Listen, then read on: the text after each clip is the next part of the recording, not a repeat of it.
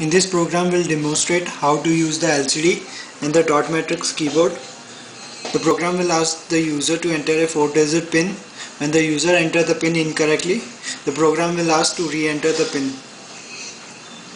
When the user enters the PIN correctly, which is hard-coded in the program, the LEDs will glow and a welcome message will be displayed on the LCD screen. So we'll start the power of the AVR board. So now we'll program the microprocessor.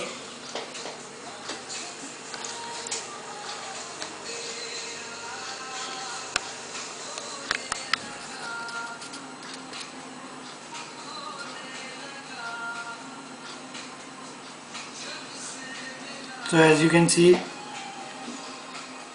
the program has been flushed into the microcontroller memory and a welcome message is coming.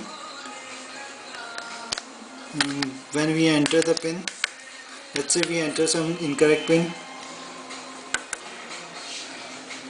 an error message will be displayed. Now let's enter the correct pin.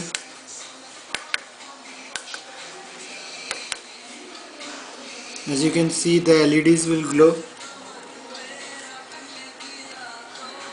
and a welcome message will be displayed. Thanks.